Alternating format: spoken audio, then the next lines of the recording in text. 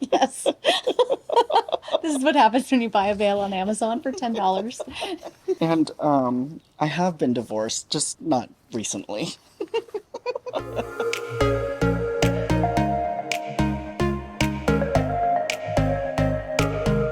Hi everyone, Manny Apollonio here, and I am joined by my friend here, Katie Burke. Katie Burke is a family law attorney here in San Francisco, and she's here to answer a few questions I have about premarital agreements.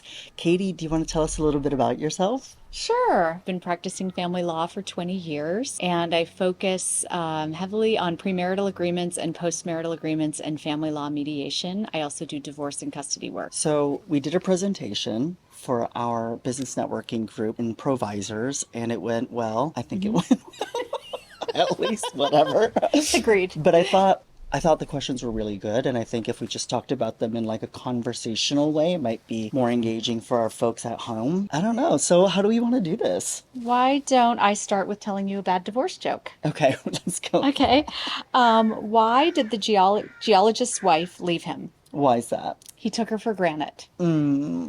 That is Oh, bad. I And knew you'd like that this one. bird likes it too. Yeah. I knew you'd like that, so I have another. Why wasn't the stockbroker upset when her husband divorced her? I have an idea, but you tell me. Because she had lots of options. Okay. Yeah, that's about I thought where it was going. Just like high level, what is your advice to couples considering a premarital agreement? I think it's really important to think of your premarital agreement for sure as something to plan on in case of divorce, but it's also a really good opportunity to talk about how you're going to govern your finances during marriage. So there are provisions in the premarital agreements I draft that don't ever have anything to do with what a judge might look at upon divorce in terms of enforcing it or not, because it's about how you're going to do your marital spending, how you're going to file taxes during marriage, things that have to do with during the marriage. So by the time if you do divorce, a judge is looking at it, those things don't matter, but you want to have some things in there like that because it helps guide your thinking about how you will do things during marriage. So, one of the big parts about a premarital agreement is this idea of disclosing and what you have in terms of debt and assets. Can you tell me about like what goes into your disclosures when you're putting together a premarital agreement? Yes. So there's no actual guidance about what disclosures should be. So I tend to be on the heavily disclosing side so that there aren't any surprises later once the couple's married or once they're divorced. What I do is I have my client prepare and send to the other side, and I insist on receiving from the other side the last two filed years of tax returns and a statement of income, assets, and debts. And then for the assets and debts, a most recent statement backing up that number. And then for the income, a W-2 or a profit and loss statement. Sometimes I'll have a couple in front of me and they'll decide that one will stay home and raise the children. Have you ever had a postmarital agreement with a two-income household where one spouse is contemplating staying at home to raise children? Yes, Manny, I had exactly that situation. I had someone who they had kids who were about, say, 8 and 6, and one was a full-time professional, and she was thinking about moving out of the full-time workforce into the part-time workforce. She wanted to make sure she was protected because in divorce, if somebody is staying at home to take care of kids and they leave the workforce either completely or they just go to part-time, then later if they need child support and spousal support, the court will say, okay, you can have that, but you're going to have income imputed to you at your capacity to earn. So we're going to figure out what you should be able to earn, and you either have to earn that or we're going to put the numbers as though you do earn it so that you receive less support accordingly. So what we wrote in was a provision that capped what my client's earning capacity would be to make it feel safe for her to leave the full-time workforce and go off her career track. That's really interesting that you can be that specific in your premarital agreement. Okay. Sorry. I know. It's just we're just gonna This is be like from the adjusted. 80s. I know, right? An extra. It's probably highly flammable too. Maybe I should keep it at the I'll office just keep instead of home. What if a person had a spouse and multiple children, then the spouse died, then the person met a new person they wanted to marry and possibly have more children with them? So I've had that situation, and when I had that situation with a client, his new spouse was going to be moving into the home that he had owned with his late wife. Okay. And this was the home that they were planning to leave to their kids. And he came to me and said, I want to do some kind of premarital agreement where I help this new person I fell in love with build her wealth and have her feel like she's part of this household she's moving into that really doesn't belong to her and wasn't built for her in mind. So we did a lot of planning around, how he could help create wealth without, kind of feeling like he was giving her an allowance, which can be weird with power dynamics. So that's something that people should keep in mind is you can actually think of your premarital agreement as a way to be generous because a lot of people think of it as, a way to be self-protective in case of the worst. Yeah.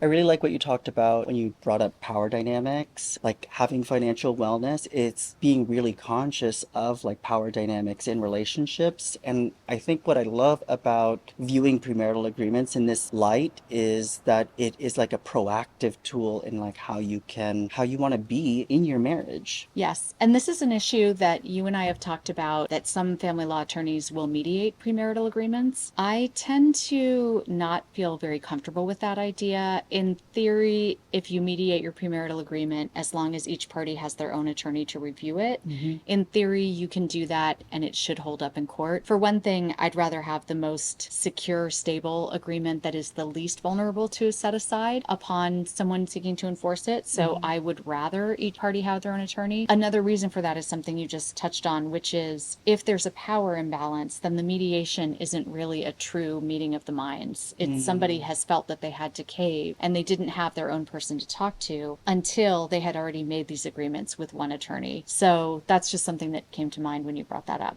Let's say the couple buys a house in San Francisco with a gift down payment from one of the spouse's family. Can we write into the agreement that that gift was made to me as an individual and not us as a couple? Yes. And a lot of the times that won't have happened yet. That might happen after the marriage. Sure. But for sure, if it already did happen, then you can be very specific about it. Oh, yeah. Okay. But you bring up a good point. yeah, but you can also, because you anticipate things like that, you can say, any gift from either of our parents, here's the way we're going to handle it. And that is so that anything that feels like a gift to the couple upon marriage, you can probably anticipate that if you end up divorcing, you're not going to feel like it's a gift to both of you. Often to take advantage of gift taxes, parents will want to grant the contribution to the couple, but, upon divorce, the person who is the biological child of the parent who gave a contribution might not feel so great about calling it a gift to the couple because if it's a gift to the couple, that means that they only get half back of that contribution. One of the things I write into premarital agreements is I have a provision that draft about how you're going to handle any contributions from usually parents, but any kind of family.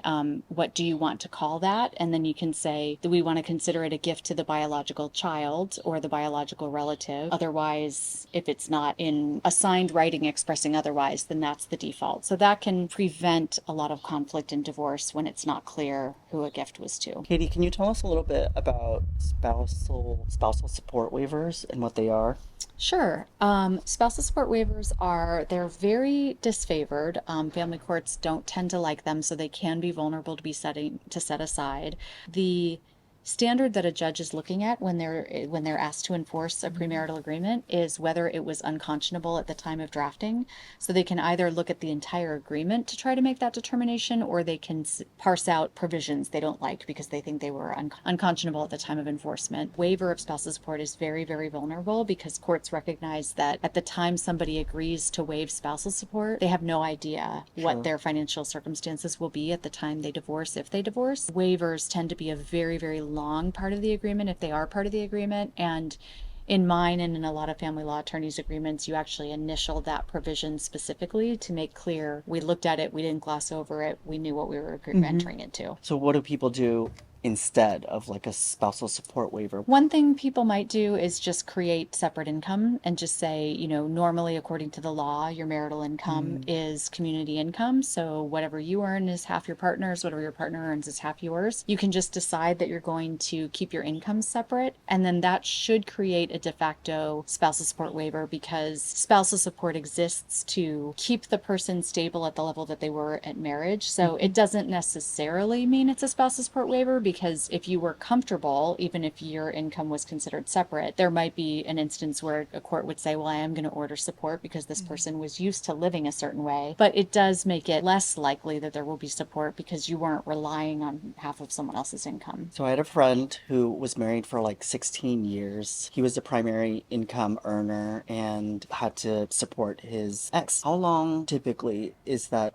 requirement? Like how long do you have to, I guess that's alimony or Spousal support. spousal Yeah. support? So there's not a set term for it. There Okay. is, if the marriage is less than 10 years from date of marriage to date of separation, and date of separation is when one or both parties left the marriage with no intent to return, then less than 10 years, the general guideline is whoever pays spousal support for half the length of that time from date of Okay. marriage to date of separation. If it's longer than 10 years, then you look at California Family Code Section 4320, which is very subjective. It has a bunch of factors, I think A through O, that are looking at basically how much did this person rely on the Sure. person who's in a position to pay. So you're looking at the party's age, ability to work, any health concerns, factors like that that tell the court or tell the parties negotiating it how much did this person actually rely on the fact of being married. So the longer the marriage, the Mm-hmm. older they are, you know, if they're less healthy, things like that, then those would all indicate a much bigger reliance and maybe possibly a longer term of support.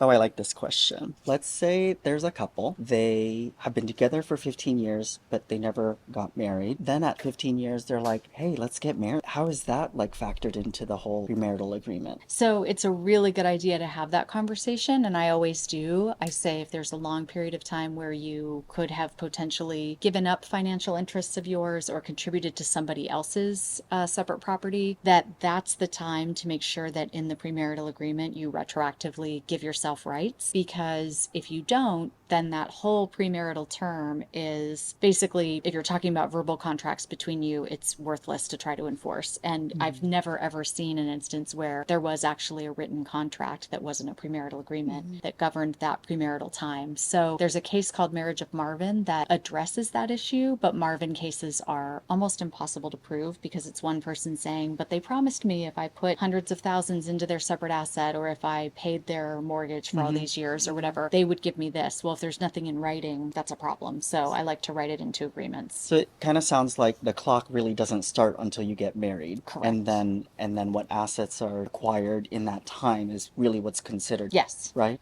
How about unmarried couple and they buy a house together in San Francisco? They're not sure yet if they're going to get married. Mm-hmm. How would you account for that?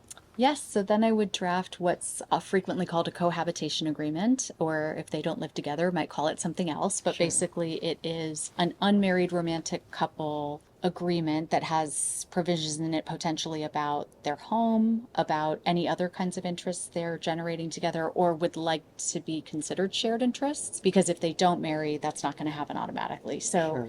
it creates something that the family court can enforce without giving the family court jurisdiction over all their financial life, which sometimes that's a reason people don't marry because they don't want to give the court that much power.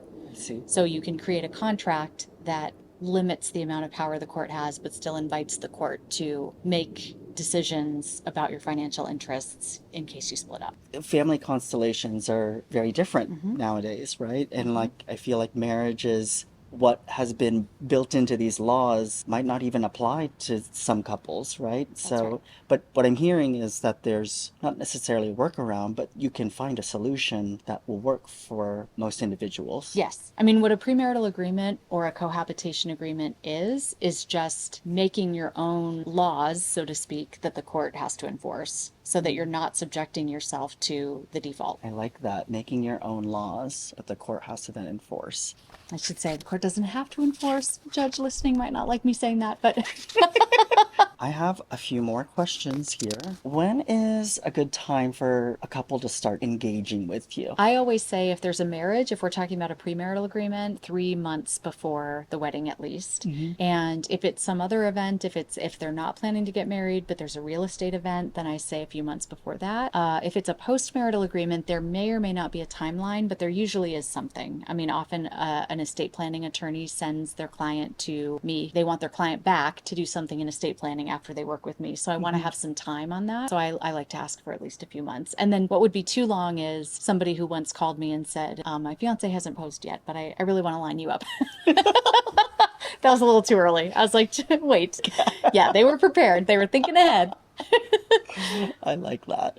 If you have someone who has, let's say, fewer assets than, let's say, another couple, is their premarital agreement going to be cheaper? No. And this is a big misconception, or I should say, not necessarily. So, people often come to me and say, we don't have that much, so this is going to be really simple, and I don't want it to be expensive. And to that, I say, you're going to get somewhere around 20-page single spaced premarital agreement or postmarital agreement, whatever it is, because all of these issues are thematic, they're categorical. They matter if your income changes, they matter if it never changes. It's about rights and fairness. So, we're going to touch on all those issues, and it's not like there's going to be a shorter agreement or less discussion. So because they're paying me for my time, while it is true that sometimes a really complex asset will be the reason something's on the more expensive end, it's not necessarily true, because sometimes that sticking point doesn't even have anything to do with the complexity of the asset. It's Hmm. just something that the two can't agree on. So there's really no way for someone to tell me that it's going to be less expensive because they have fewer assets. Okay. I remembered my question. It has to do with representation. So when I asked you just the couple, you said, well, actually, it would just be one side of the couple. Mm-hmm. So can you go into why it's important that each side have their own attorney? Yes. So that is the law in California, is that each party has to have an attorney look at it.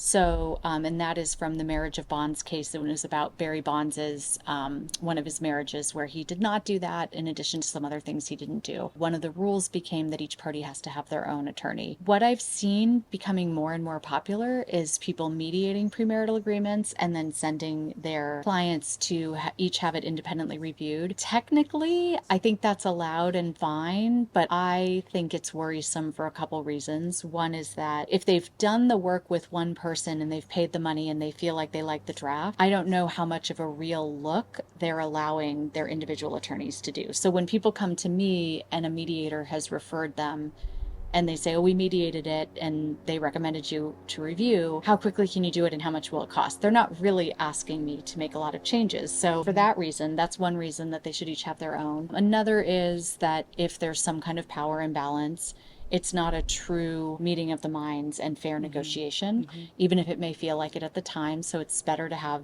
that distance of each party having their own. And because even in the best of circumstances, they're still paying someone else to look at it. As I see it, they may as well just each get their own to begin with and just bring the draft together instead of doing it together and then potentially having it blow up in some way. And then the last reason is that, to me, if you're in a divorce and you're going to present a judge with a premarital agreement or a postmarital agreement, I would want it to be the least vulnerable to being set aside possible. Hmm. As soon as you introduce something that is potentially going to make the judge uncomfortable because it's not really the way premarital agreements and postmarital agreements were designed to be done, you just introduce that problem. And if there's anything else wrong with the premarital agreement, or the judge has a problem with it, or there's anything conflicting in the language, that can be reason enough for the judge to say, well, and you know what? You did this together with one person, and this person was saying that person was biased. And you just introduce a reason to make it Mm. weaker. So there's like doubt Mm-hmm. almost. Okay. Any parting thoughts for our audience? Oh, this veil is giving me a run for my money. Um, um, You should just wear the sash instead. It's easier. I think one parting thought is just, there is a really common misconception that when someone is drafting a premarital agreement or postmarital agreement for you, that it's easy, it's something they're just pulling out of the form book. Somebody who doesn't even practice family law but is a lawyer could do it. And that contributes to people feeling like they shouldn't spend that much on it. It contributes to them feeling like, I don't need, why are you asking me all these questions? And the truth is, it's so much more than you think it is. And I don't say that to scare people off, because Hmm. it's pretty easy on the client end. So I would just say start early, at least a few months early. Plan to have it be more than just ripping a page out of a form book if that's what you think it is. And I think that's it. If people want to get a hold of you, Katie, how can they do that? They can go to my website at burklawsf.com, BURKELAWSF.com, or they can email me at Katie, Katie, at burklawsf.com. I think we can take these off now. Oh, Let's get to finally. work. Enough of this playing around. Well, thanks for being on the show here. You're And welcome. thank you, audience, for watching. If you have any questions for me or for Katie, drop them in the comment section below. And if there's something that you want to talk to Katie about, you know how to get a hold of her. Thanks for Thank being here. you. Bye.